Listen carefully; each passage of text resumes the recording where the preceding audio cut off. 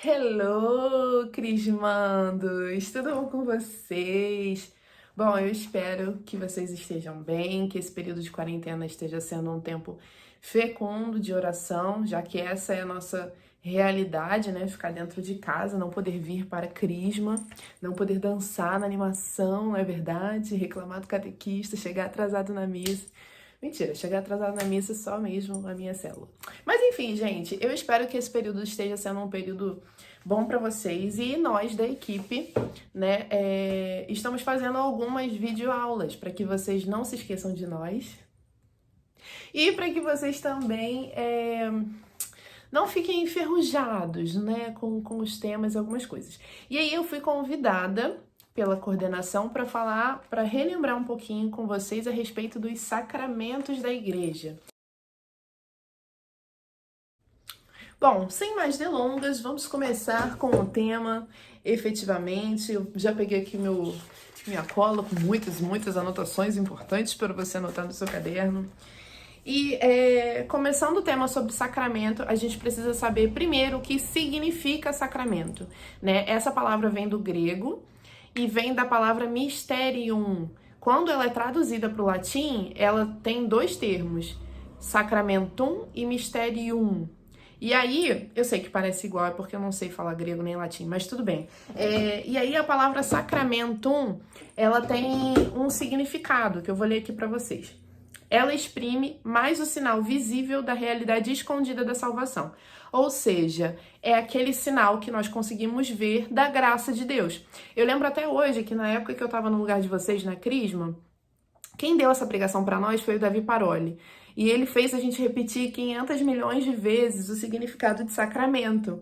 E isso ficou gravado na minha cabeça, eu nunca mais esqueci. E ele dizia para nós que sacramento é o sinal visível e sensível da graça de Deus. Então, a graça de Deus, que é invisível, que nós não conseguimos enxergar com os nossos próprios olhos, ela se faz visível através dos sacramentos da igreja. Além disso, tem 3 coisas importantes que vocês precisam saber sobre os sacramentos. A primeira coisa é que eles são eficazes e eles operam aquilo que eles significam. A segunda coisa é que eles não são rituais nem representações. E a terceira coisa é que eles foram dados por Jesus, foram instituídos por Jesus e dados pela igreja. Ou seja, não foi qualquer pessoa que instituiu os 7 sacramentos, foi o próprio Cristo, e não foi para qualquer pessoa que ele deu a administração e a ministração dos sacramentos. Foi para a igreja. Quais são os sacramentos? Os sacramentos são 7 e eles são divididos em 3 grupos. Os sacramentos de iniciação cristã, os sacramentos de serviço e os sacramentos de cura. Os sacramentos de iniciação cristã são o batismo, a crisma e a eucaristia. Os sacramentos de serviço são a ordem e o matrimônio. E os sacramentos de cura são a penitência, reconciliação, né, que a gente conhece como confissão, e a unção dos enfermos, ou conhecido também como a extrema unção. Uma outra coisa que eu esqueci, antes da gente começar a falar especificamente de cada sacramento, detalhadamente, né? Tem 2 coisas importantes para falar sobre sacramentos. Uma coisa que às vezes eu acho que as pessoas esquecem, eu não sei o que passa na cabeça delas. Mas os sacramentos, eles são irrevogáveis. O que significa isso? Eles não podem ser retirados, a gente não pode voltar atrás. Muito embora às vezes eu queira, né, retirar o sacramento da crisma de alguns crismandos que eu já tive, que hoje, só na misericórdia de Deus, não estão vivendo em comunhão com Jesus, mas isso é só um desabafo para vocês. Mas infelizmente, ou felizmente, né, em outros casos, felizmente, os sacramentos são irrevogáveis. Ou seja, se você é batizado, você não precisa ser batizado novamente, porque você foi batizado, né, se o seu batizado for válido, é claro. Se você é crismado, a unção do crisma, ela não pode ser tirada de você. Você é crismado e ponto final. Se um homem é ordenado sacerdote, ainda que ele abandone a batina, ele não vai deixar de ser sacerdote. Ele vai ser sacerdote para sempre. Então, é importante que vocês entendam que os sacramentos, eles são irrevogáveis. O que acontece às vezes é que muitas pessoas não usam do benefício da graça que recebem nos sacramentos e deixam o sacramento adormecido. Então, assim, provavelmente você conhece uma pessoa que se diz católica só porque foi batizada na Igreja Católica.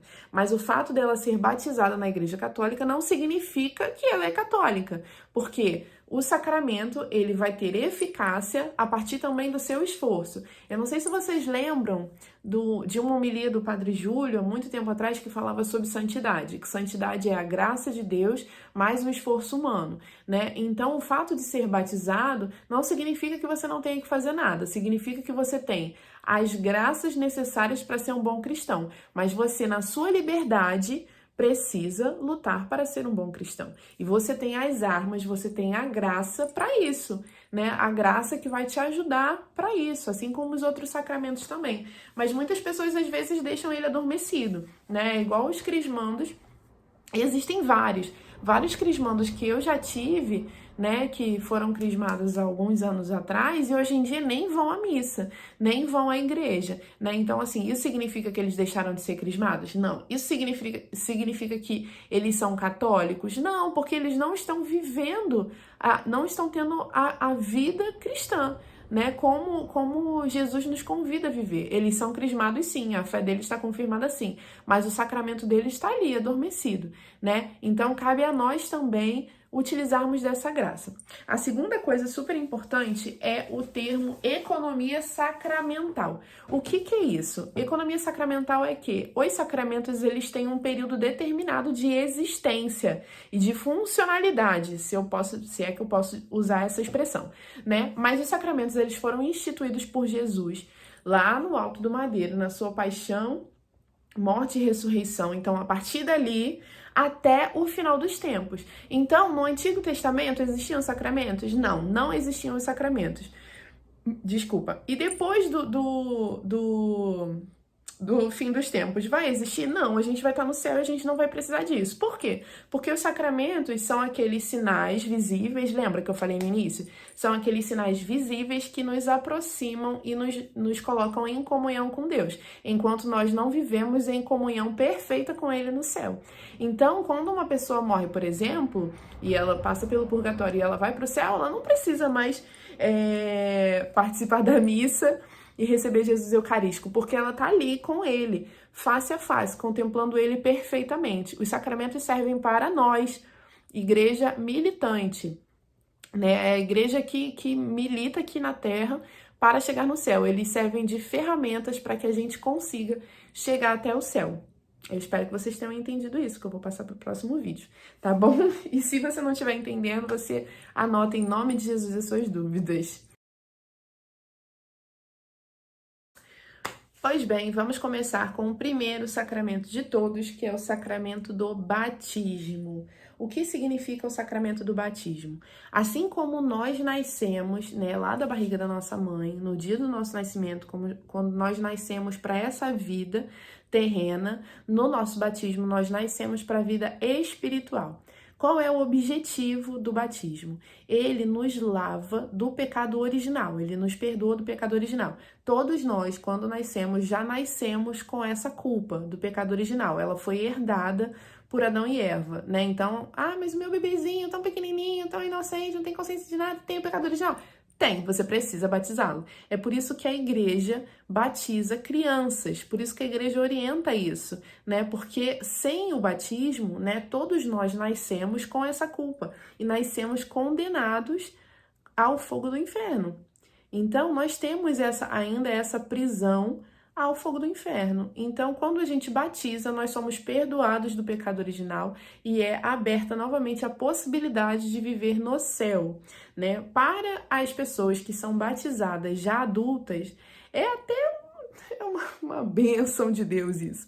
Por quê? O batismo, além de perdoar a culpa do pecado original, ele também perdoa as penas, ou seja, a pena a pena que a pessoa sofreria lá no purgatório, né, por conta do pecado dela, vai ser perdoada e ela não vai ter que ficar lá no purgatório.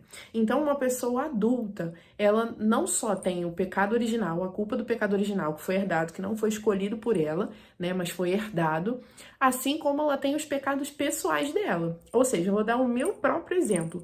Eu fui batizada com 17 anos, porque o meu batizado não era válido. Os meus pais acreditavam que eu tinha sido batizada, né, numa igreja católica romana, mas a igreja era brasileira. E aí, quando chegou lá na época, muito pertinho da minha crisma, faltando 2 semanas para eu me crismar, eu descobri que eu não era batizada. Meu batizado não era válido. Ou seja, eu era criatura, né? Fora o tanto de zoação que eu recebi, que as pessoas só me chamavam de criatura o tempo inteiro, né? Mas foi uma coisa muito boa para mim. Por quê? Porque além de eu ter sido perdoada do pecado original que eu tinha herdado, eu também fui perdoada dos pecados que eu tinha cometido até o dia do meu batismo. E das penas também. Ou seja, com 17 anos, tinha dado tempo de eu fazer muita cagada na minha vida. E olha que eu fiz muita cagada na minha vida. E todos esses pecados que eu cometi, eles foram absolvidos. É como se eles não tivessem existido. Tá entendendo o que eu tô falando? Não sei se você consegue compreender. E aí, junto, como se eles não existiram, não existe pena. Então, assim, boa parte dos pecados que eu cometi, que eu lembro bem que eu cometi, eu não vou pagar por eles, porque eu não era batizada. Então, foi uma grande graça de Deus quando eu descobri que eu não era batizada, né? E que eu não padeceria no purgatório pelos pecados que eu tinha cometido até então. Eu vou padecer no purgatório, obviamente, pelos pecados que eu cometi dos 17 anos até os 25, né? Que, meu Deus. Mas assim, ó, já é uma grande vantagem. Mas aí então, Paulo, você tá dizendo pra mim que é vantagem batizar a pessoa só quando ela estiver mais velha pra poder apagar os pecados? Não, não tô dizendo isso em nome de Jesus, né? Até porque se nós temos filhos e nós queremos o melhor pros nossos filhos, a gente não vai esperar, né, dar a graça de Deus pros nossos filhos. Mas, vamos prosseguir. Uma coisa legal que eu anotei também aqui na minha cola, porque eu não consigo gravar tudo, obviamente, diz assim: o batismo imerge na morte de Cristo e ressurge com ele como nova criatura. Perdoa o pecado original, todos os pecados pessoais e as penas devido aos pecados, ou seja, isso que eu acabei de falar para vocês. E ele confere as virtudes teologais e o Espírito Santo, aleluia.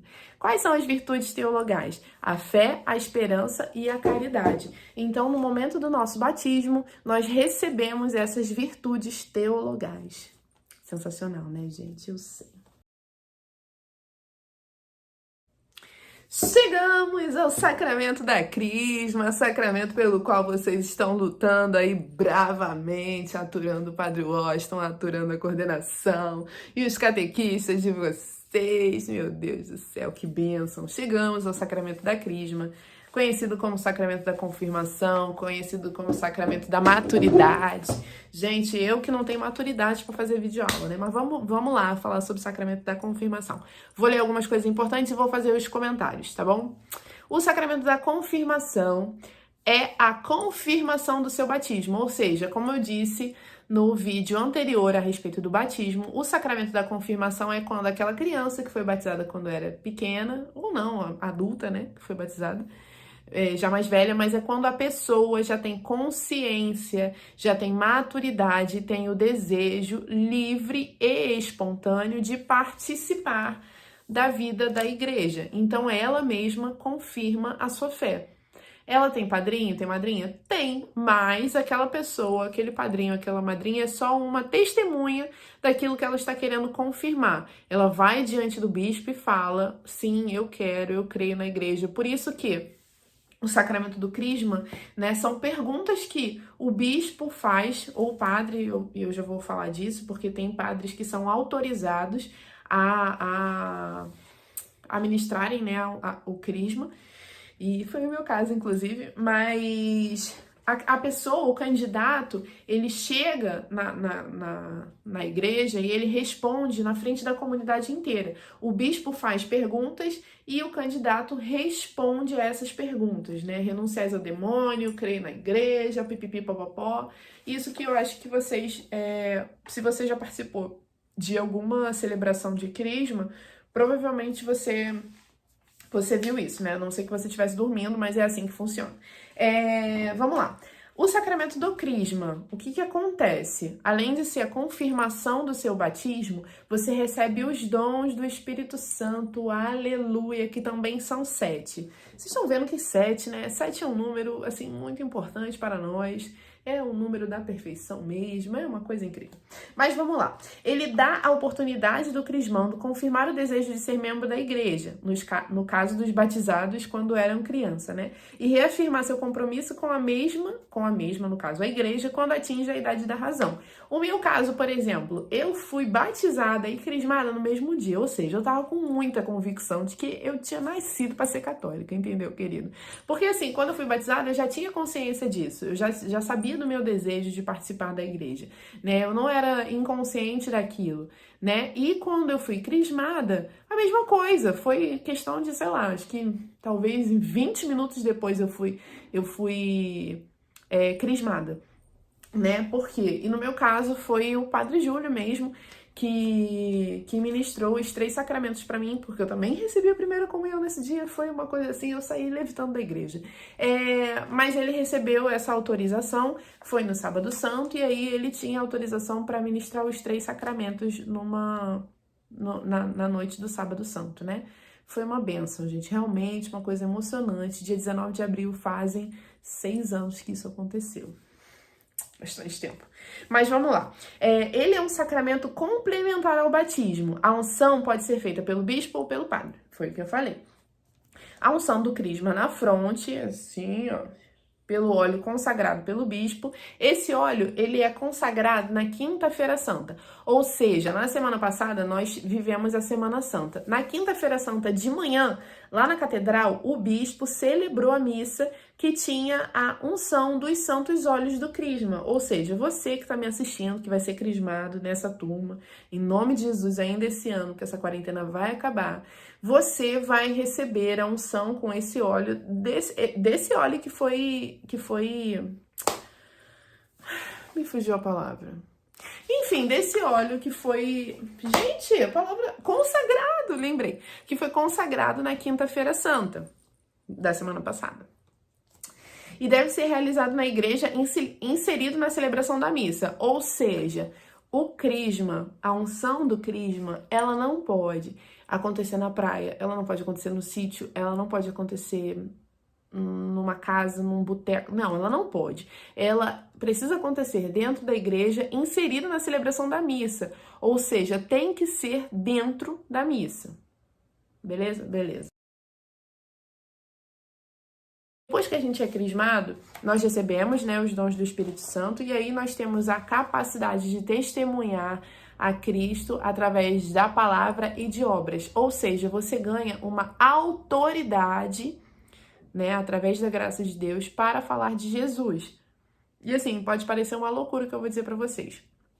Mas eu lembro que logo depois, quando eu fui crismada, eu sentia que eu tinha, assim, poderes, entendeu? Eu me sentia, sei lá, uma vingadora.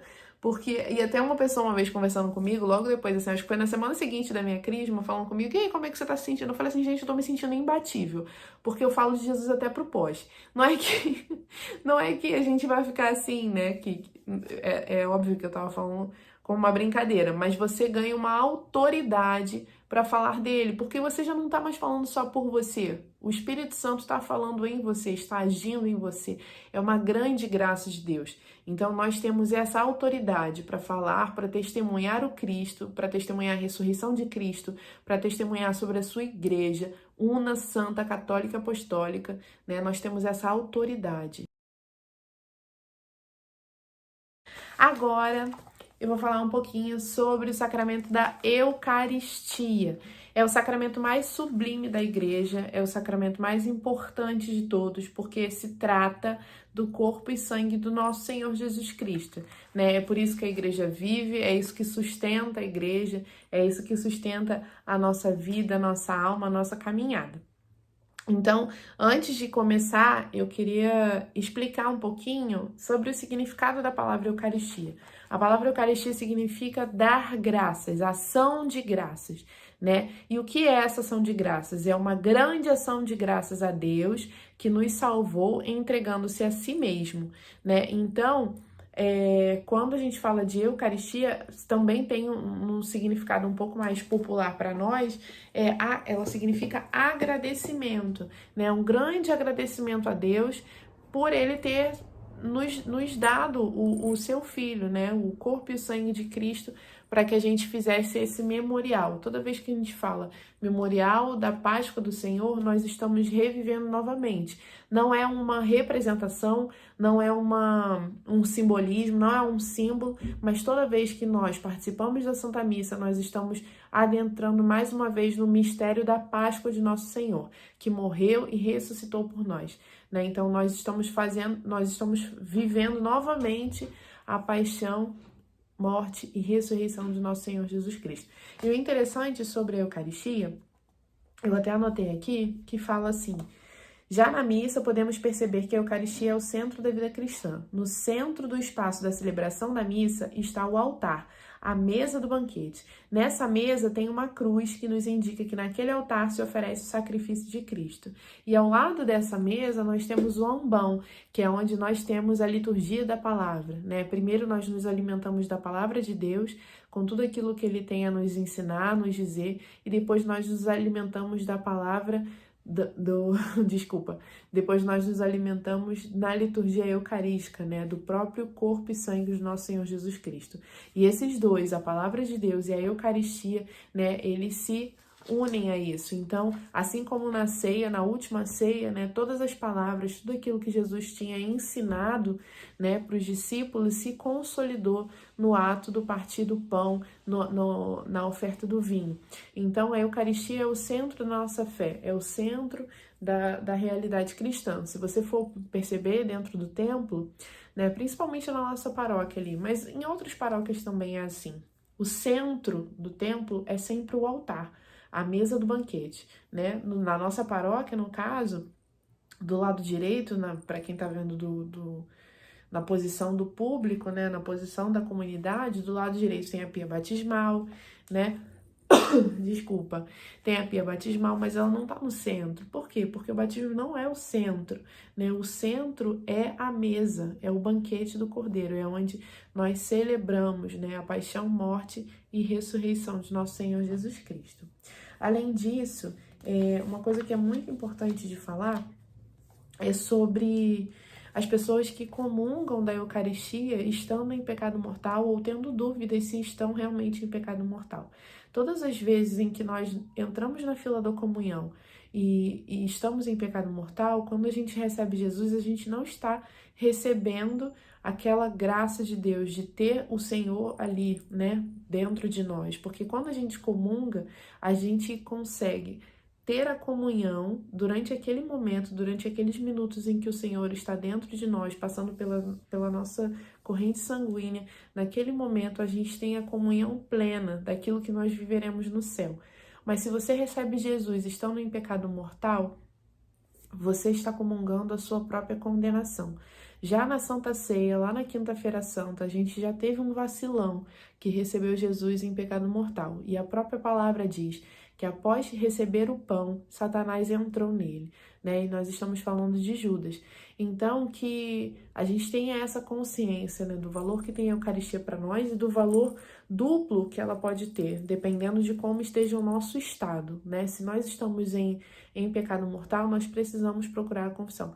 Ah, Paula, mas pelo amor de Deus, eu queria muito receber Jesus. Eu estava profundamente arrependido e eu não consegui confessar. Não comunga. Ah, mas eu senti muito forte no meu coração que eu precisava receber Jesus. Não comunga, sabe? Não comunga. Tenha zelo pela Eucaristia. Quando você recebe Jesus em pecado mortal, você está cometendo um sacrilégio. Então é a mesma coisa como se uma pessoa roubasse a Eucaristia, jogasse no chão e pisasse em cima dela. Isso é pecado grave, pecado de sacrilégio. E quando você comunga Jesus estando em pecado grave, você está cometendo um sacrilégio também.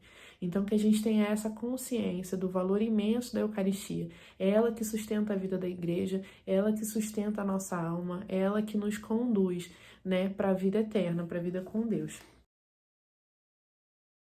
Chegamos aos sacramentos de cura, né? E começando pelo sacramento da penitência ou reconciliação, mais conhecido como confissão. O que é o sacramento da penitência? É a confissão dos nossos pecados a um sacerdote, né? De uma forma bem simples, bem prática. É isso, o sacramento é a confissão dos nossos pecados.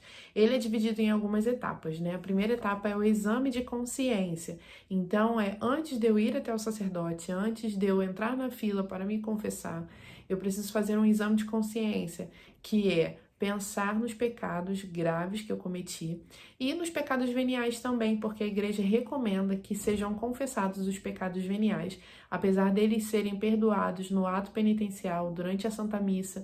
Se você que está em pecado grave está indo até a igreja para poder se confessar com o padre, você também lembra no seu exame de consciência que você tem alguns pecados veniais, é importante que você coloque eles na hora da confissão também. Isso é recomendado pela igreja.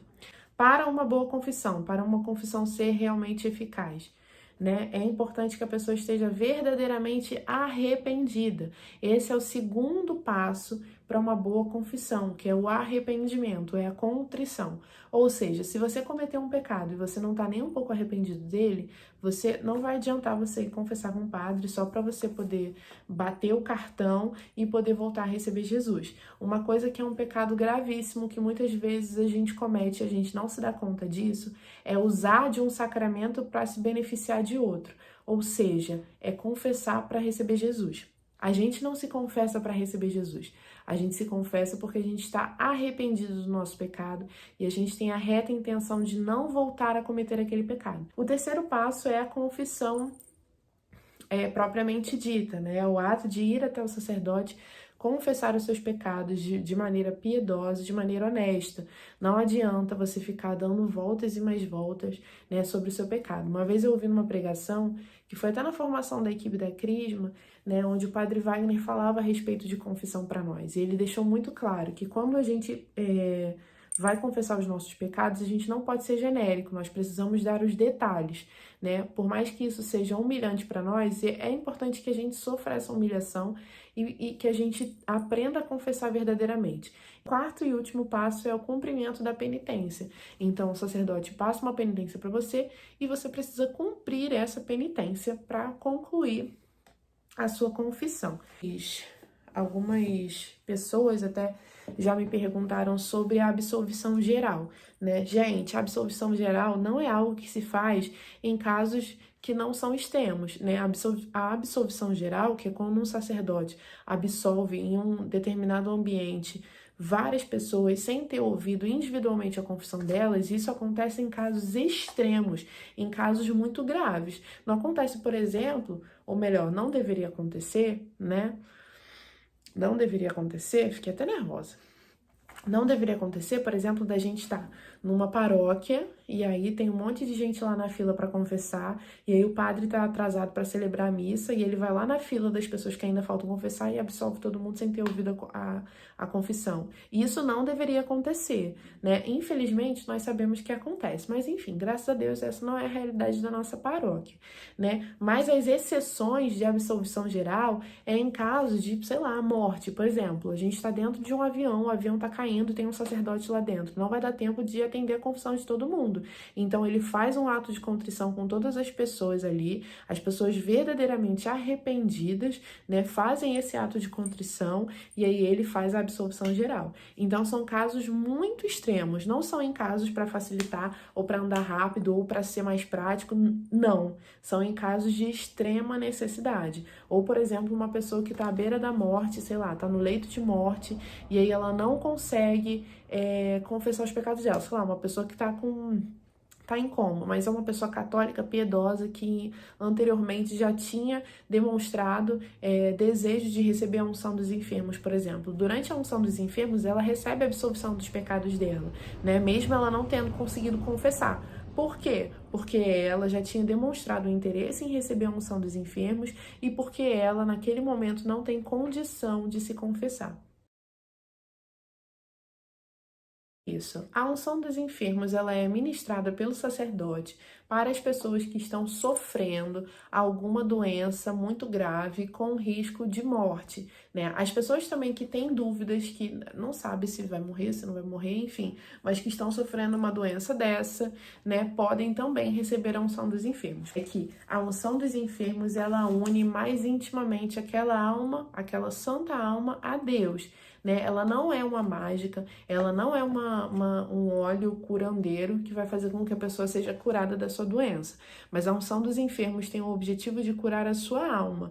E às vezes, consequentemente, existe a cura física também, mas o objetivo principal da unção dos enfermos é a cura espiritual. E é muito interessante a gente pensar, porque no Antigo Testamento, né, as pessoas que sofriam alguma enfermidade, elas ligavam a sua enfermidade misteriosamente aos seus pecados. Elas acreditavam que isso tinha alguma ligação. Ou seja, eu tô doente porque eu sou pecador. Eu tô doente porque eu pequei aqui ou ali, enfim. Elas tinham essa mentalidade. E no Novo Testamento, Jesus é tem muita compaixão, é muito caridoso com aqueles enfermos que se aproximam dele. Então, no Novo Testamento, o Novo Testamento vem nos mostrar que a enfermidade é aquilo que muitas vezes nos aproxima de Jesus, é aquilo que nos assemelha ao Cristo crucificado, que padeceu e sofreu as nossas dores, né? Então, as pessoas que se aproximavam de Jesus, os enfermos, os leprosos, os coxos, os mudos, os cegos, aquelas pessoas que se aproximavam de Jesus, elas se aproximavam por conta da sua doença. Então, é muito interessante a gente perceber que muitas vezes a nossa doença, a nossa enfermidade é a única coisa, talvez, que vai nos aproximar de Jesus. E se a gente não tivesse doente, a gente não se aproximaria dele. E o mais interessante é que no momento da cura, Jesus, ele primeiro ele cura a pessoa na sua alma. E aí depois ele cura fisicamente, né? Muitas vezes ele chegava e falava, antes de curar a pessoa fisicamente, ele falava, os seus pecados estão perdoados. Por quê? Porque ele estava curando primeiro a sua alma. E aí, consequentemente, depois ele curava fisicamente.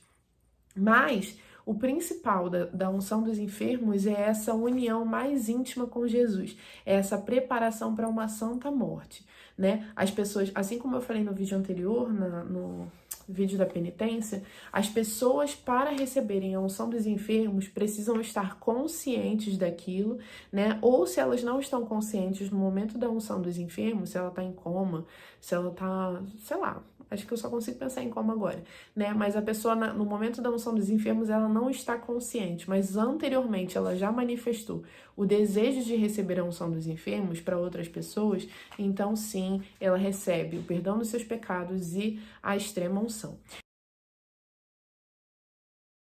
O sacramento da ordem existem 3 graus: o grau episcopal, o grau presbiteral e o grau diaconal. E aí eu vou ler um pouquinho sobre cada um deles. O episcopado confere a plenitude da ordem e torna o candidato legítimo sucessor dos apóstolos. A estes lhes é confiado os ofícios de ensinar, santificar e reger. Nesse caso, nós estamos falando dos bispos, né? Eles se tornam sucessores diretos dos apóstolos. No grau do presbiterado, configura o candidato ao Cristo, sacerdote e bom pastor. É capaz de agir em nome do Cristo, cabeça da igreja, e ministrar o culto e os seus sacramentos, com exceção do sacramento da ordem. Um padre não pode tornar outro candidato padre, né? Somente um bispo, aquela pessoa que tem o grau do episcopado. Né? E o diaconato confere ao candidato a ordem para o serviço na igreja, através do culto divino, pregação, orientação e caridade, que são os nossos diáconos, né? No caso do diaconato, existem os diáconos permanentes e os diáconos transitórios.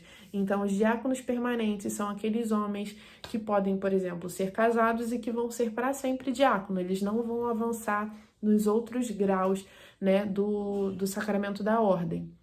Então, eles são ordenados diáconos permanentes, são homens que servem a igreja dentro dessas possibilidades, né? Que é através do culto divino, através da pregação, da orientação e da caridade com a comunidade.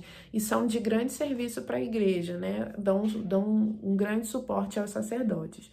Além dos diáconos permanentes, né, que são os homens que serão diáconos para sempre, existe o diaconato transitório, que os padres, os candidatos a sacerdote precisam passar por essa etapa.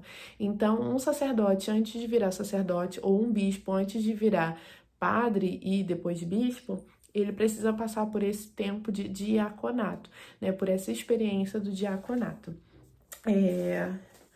Um candidato, para poder receber o sacramento da ordem, precisa ser maior de 25 anos, dispor de devida liberdade, com fé íntegra, que tenha livre intenção, possua ciência devida, boa reputação, integridade de costumes, virtudes comprovadas e qualidades físicas e psíquicas.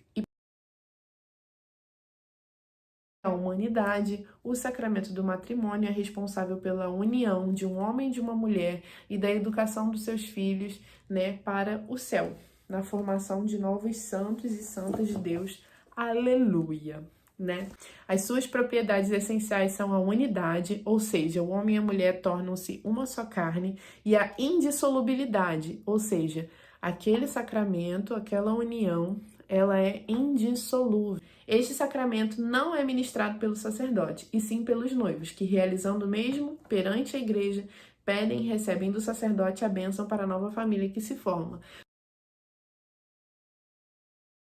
Os sacramentos que imprimem caráter são sacramentos que acontecem uma vez só, né? Esses sacramentos são o batismo, a crisma, a ordem e o matrimônio, mais ou menos. Por que mais ou menos? O batismo, a crisma e a ordem, eles acontecem realmente uma vez só. Uma vez que você foi batizado, você não será batizado de novo. Uma vez que você foi crismado, você não vai ser crismado de novo. E uma vez que aquele homem foi ordenado sacerdote, ele não será ordenado de novo. Do matrimônio, ele imprime caráter no casal, ou seja, ele não é individual. Ele imprime caráter naquelas duas pessoas. Por isso que ele imprime caráter, mas pode acontecer de novo. Por quê? No caso de um dos dois cônjuges morrerem, aquele casal se dissolve, certo? E aí aquela pessoa que ficou viúva pode se casar novamente na igreja. Bom, gente, eu espero ter ajudado vocês com esse conteúdo, refrescando um pouco a memória de vocês sobre sacramentos. E como dever de casa, eu sugiro que vocês estudem sobre a matéria, a forma, o ministro e o sujeito de cada um dos sacramentos e sobre os 7 dons do Espírito Santo de forma mais específica, para que vocês partilhem na célula domingo. Um beijo, fiquem com Deus.